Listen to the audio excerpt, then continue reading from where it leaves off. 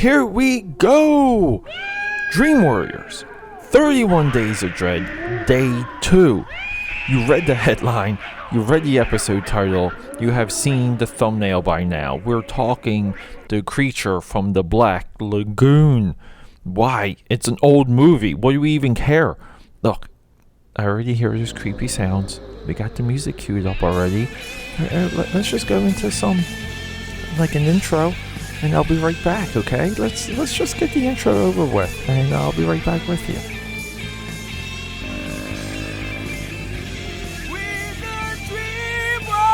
Alright, everyone, thank you for joining me.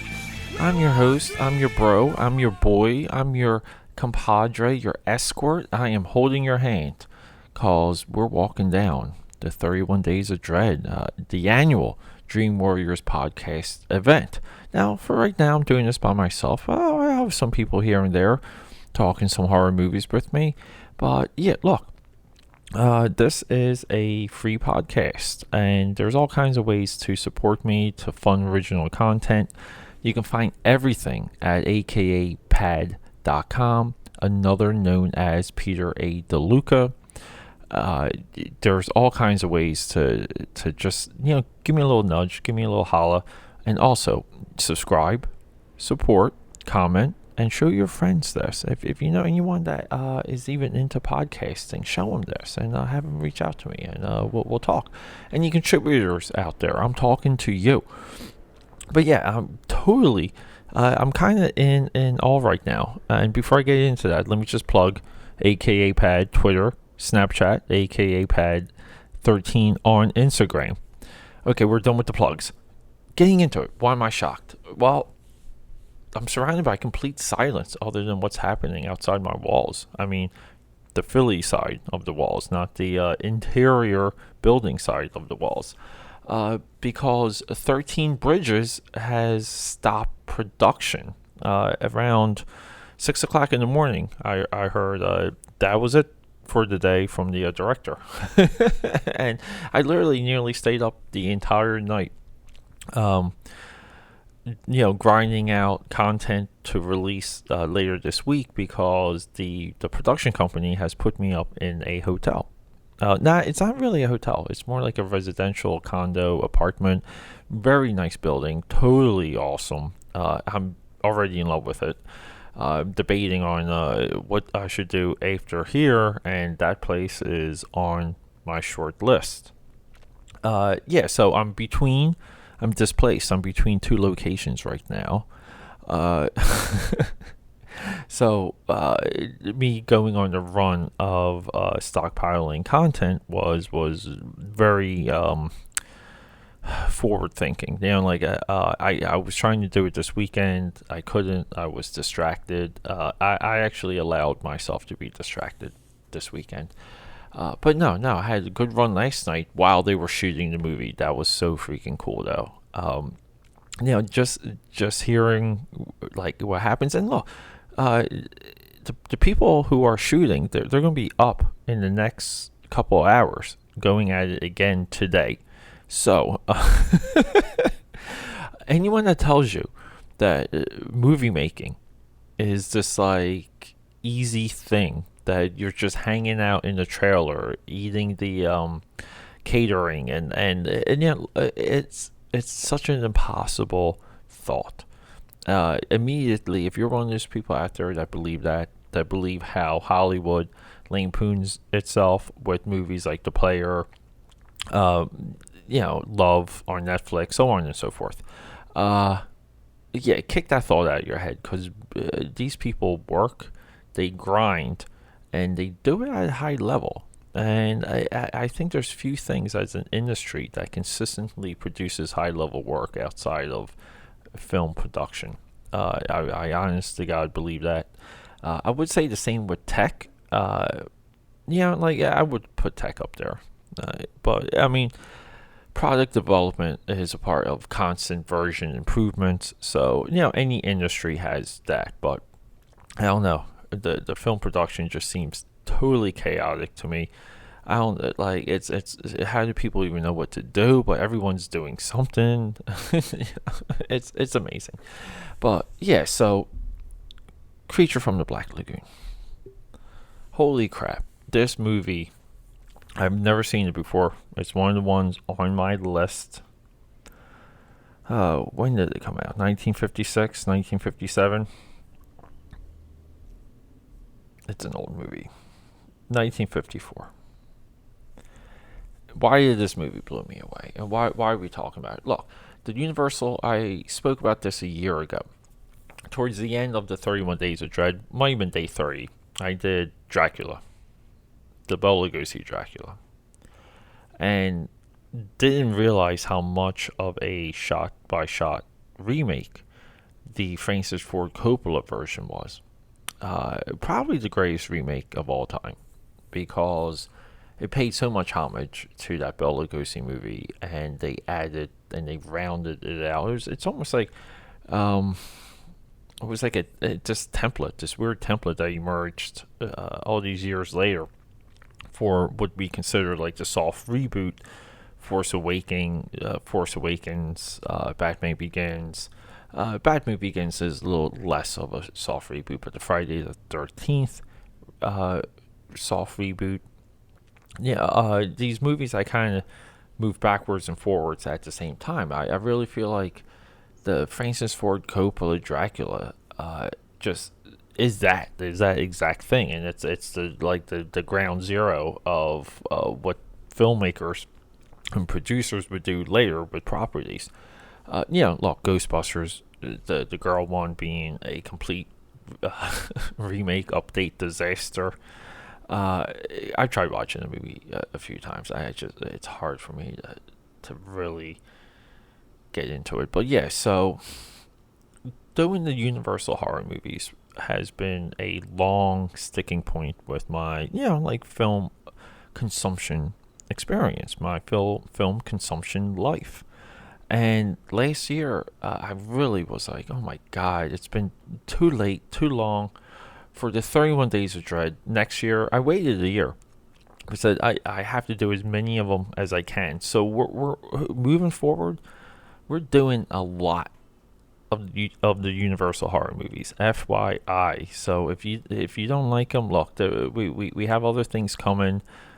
Feel free to skip episodes because we still have wrestling episodes coming. We still have football episodes coming. We got new releases coming, and we have the what I'm calling Dream Warriors Prime, which is the numbered episodes. And for that one, we have episode 100 coming. That's what she said. But yeah. So let me get into why this movie blew me away. For two revelations that occurred to me while I was watching this, and dare I say it, dare to believe, but am I talking original thoughts here? I mean, there's so much said about these movies already, especially Creature. That's such a dedicated cult following, and people love the design. They love the look of the creature. So all this time, 100 years ago, this movie came out. What can be said? Like, what's Peter thinking? So I'm going to toot my own horn here. Thought number one, people. Write this down. This is easily one of the greatest special effect movies of all time. And you're like, what? Okay, like, Pete, you're insane, because Ray Harryhausen and King Kong, idiot, and the Wachowskis and The Matrix, dummy, and Phil Tippett and Star Wars, jackass. Do I even have to mention 2001, bozo? Okay. Yeah, I concede those. Concede. That's a good point there. But this freaking movie, it was shot in the 50s, early 50s, and it has a guy in full costume underwater in multiple scenes that they don't shy away from. They effectively shot water better than Spielberg shot Jaws. And you might be like, what? What do you mean? Jaws is a great movie, dickweed. Yeah, it is, isn't it? But Jaws would have been a different movie if Spielberg had known how to shoot on water. Wasn't like kind of making that production a firestorm. Wasn't in the risk of getting fired, and it looks like he wasn't working with the shark too well. Now, people say, Bruce is what they nicknamed the shark in Jaws. Shout out to Finding Nemo. Also, I don't know if Bruce is in the shark character is also in Finding Dory, but I got no interest in Finding Dory. Yeah, so I don't know. Maybe Spielberg just didn't know how to shoot, and he blamed it on the shark. Some of that I believe is true. No. This movie was shot 24 years, I think, right? 24, 25 years earlier. And it's on water, and it looks so freaking good. Now, black and white versus color, maybe the black and white hides a little, but Jack Arnold, this is your director, my boy. Jack Arnold, who later went on to produce a block of episodes of nearly every single TV show you would come to love. Love Boat, Brady Bunch. The list goes on and on for him. Tons of accolades. I mean, within the industry, like 9 awards. But the guy was a warrior. The guy was a workhorse, career director. Yeah, I mean, this guy knew what he was doing so well that the movie just moves, and like you kind of wait for like to see the creature, because it has like that predator effect, but you're seeing the creature in action. You're seeing the creature in different like environments and different, even different levels of wetness, and I wasn't expecting that. I was just expecting those scenes to be bad, and the human drama scenes to be bleh, and I was kind of like expecting them to struggle through this movie. But holy crap, did it pull me in. The black and white works so well, with this type of horror, because it really is like slow, suspenseful. It like you do feel for the characters, especially at the end when there's only 4 of them left, and 2 of the guys, they go, the boat's stuck, and you gotta get the boat out, because we've seen that 100 times before. But this was the start of it, and then we're getting right into point number 2. So point number 1, let me just reiterate. Point number 1. Easily, I would say maybe outside of King Kong, because you got to put King Kong as number 1.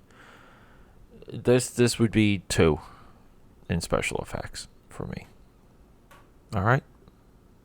Here's your original thought. Original thought number 2 is, why don't we give this movie credit for creating a stencil, a template, a playbook, trope of tropes flow through this movie like a river, pun intended, since the majority of the movie takes place in the river.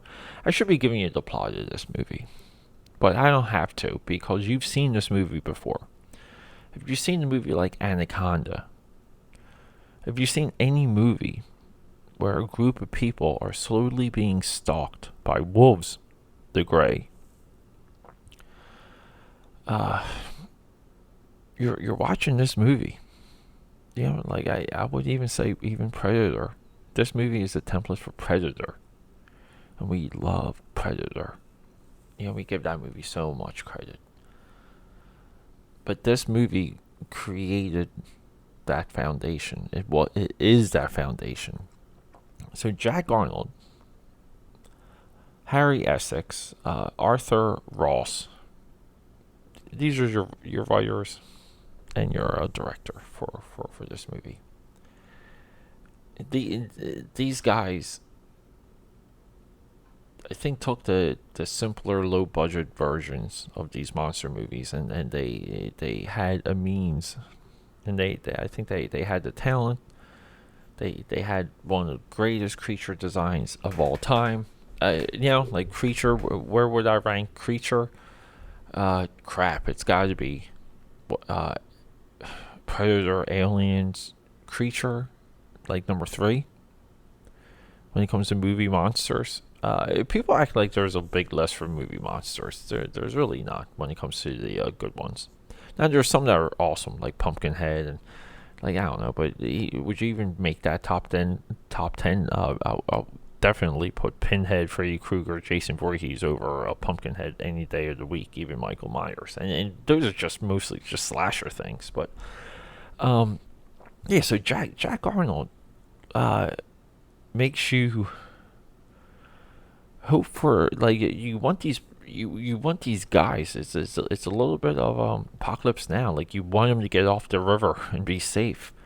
Um, Especially like at the end, like just the way everything boils up, and these guys have to go back under, and they don't know what they're up against. They don't have weapons, and they're in the creature's element, and that's what makes it awesome.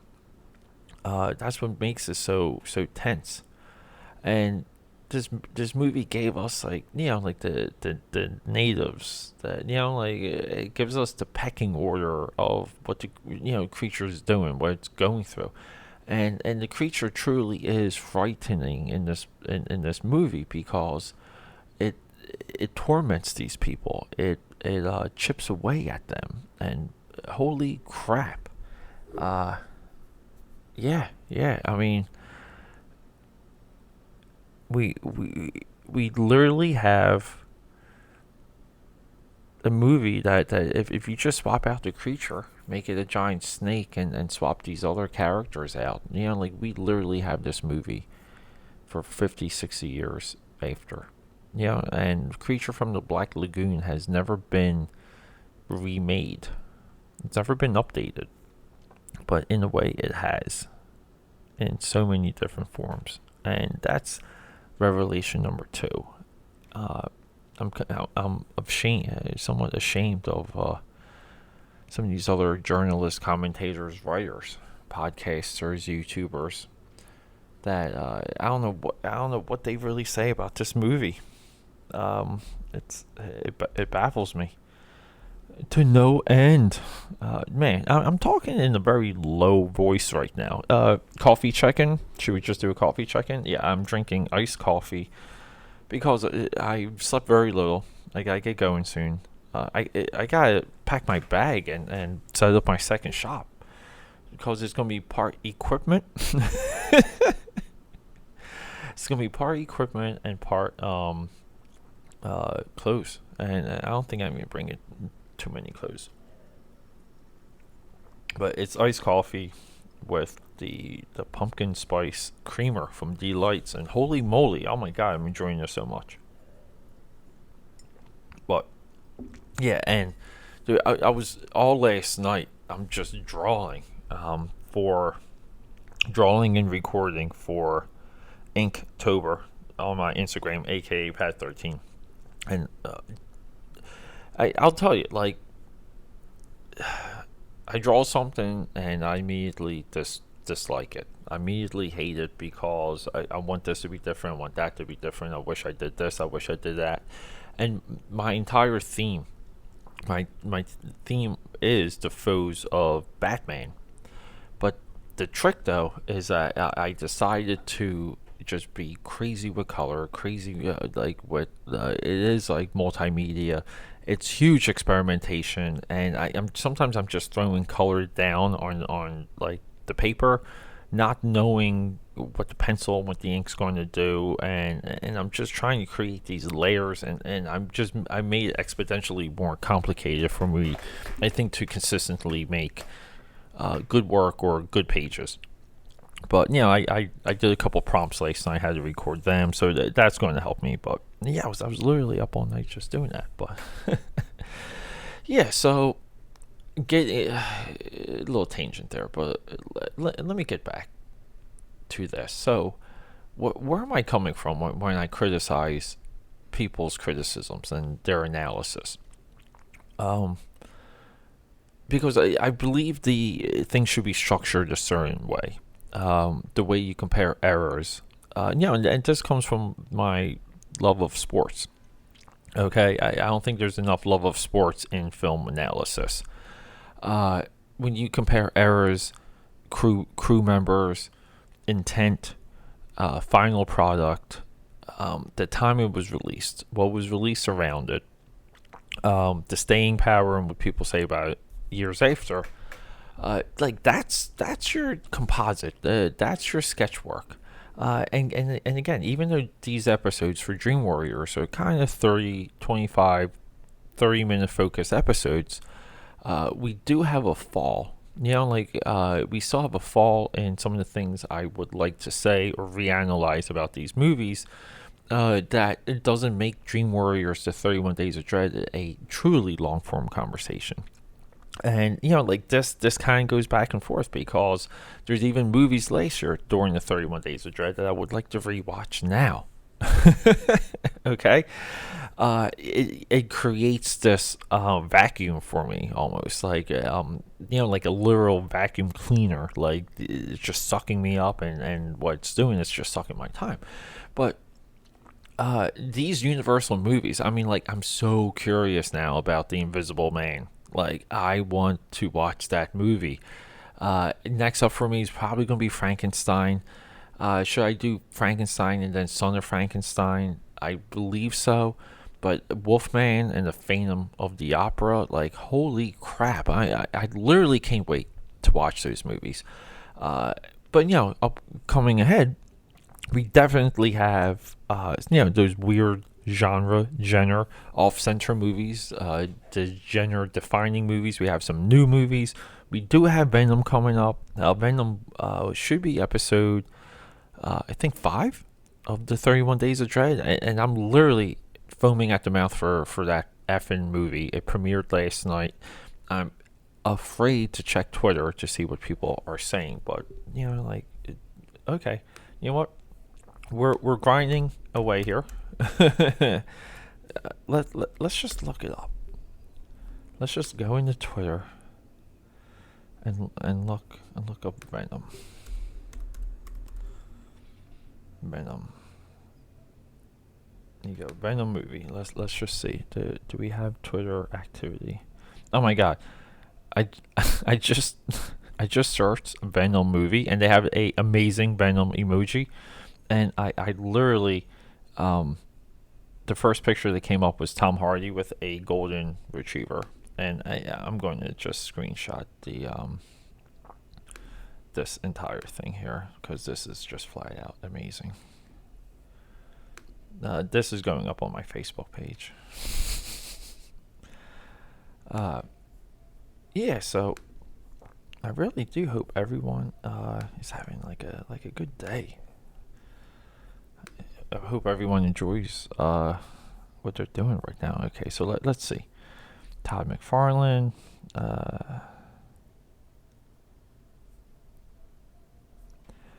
Yeah, hold up. Venom. Venom is Catwoman level of bad, and Tom Hardy's worst performance since This Means War. Do not see this movie.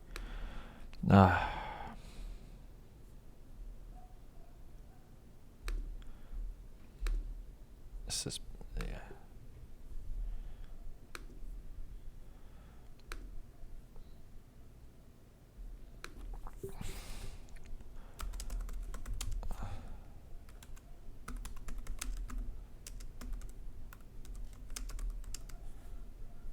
Say it ain't so. I gotta.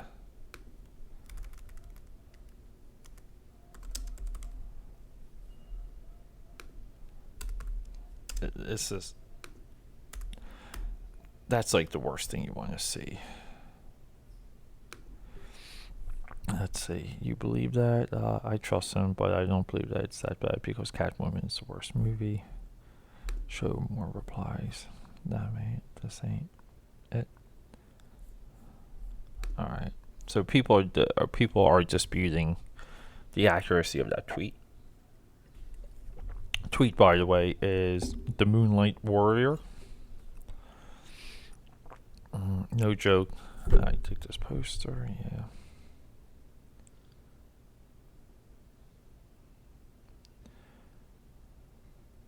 Yeah. People hating. People are just hating the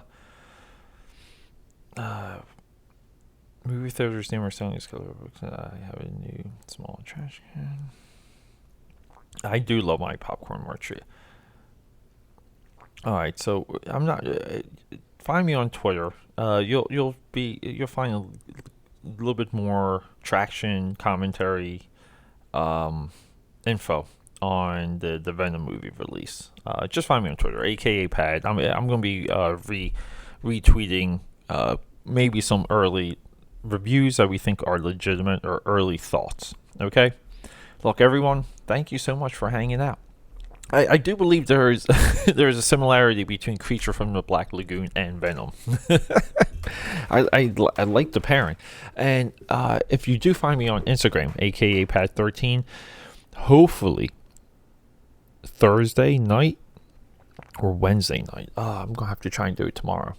Wednesday night, I will attempt to do a live stream, with artwork, doing to do a Venom live stream artwork. Okay, sorry about that. I don't know what the heck I was saying, but look, everyone, thanks for hanging out. Rock and roll.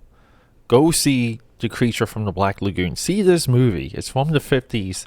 Love the universal black and whites. I cannot stress that enough. And care about history and care about the origin and the thoughts of ideas, because The Creature from the Black Lagoon is the antithesis. I can't say it. Antithesis.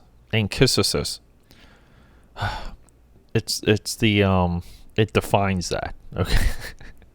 This movie defines the foundation that other movies are built on, and always seek out these movies, because you think you're watching something original and new, and you're not. You never are.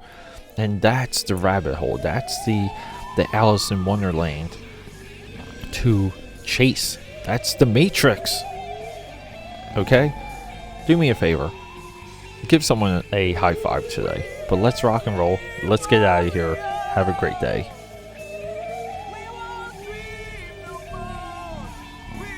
Yo! Hey. It's... Do I suck at this? Yes, I do. Yes, I do. Listens after the music. I've said this before. There's special content. Right now, there's some AC unit going up somewhere, sending amps through the airwaves. What are you doing out there? Are you doing everything you want to do?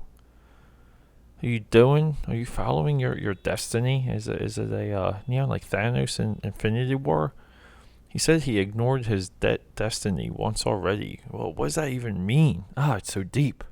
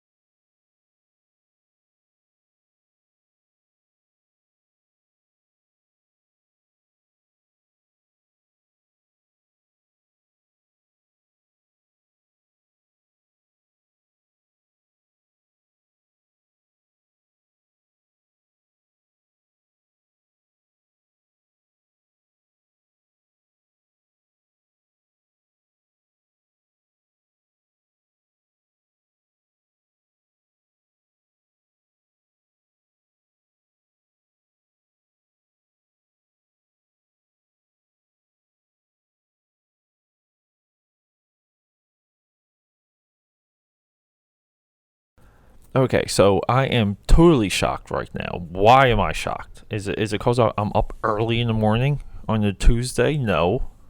On an October 2nd, 2018.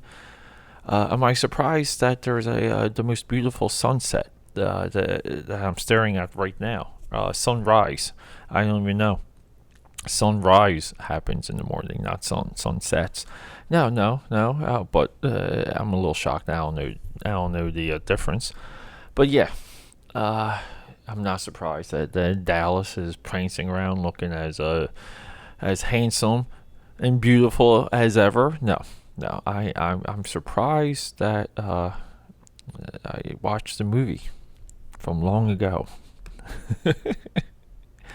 Okay, we're talking Creature from the Black Lagoon. 19. Oh, every. You know what? We're done with the intro. We're doing a new one because I totally lost my train of thought.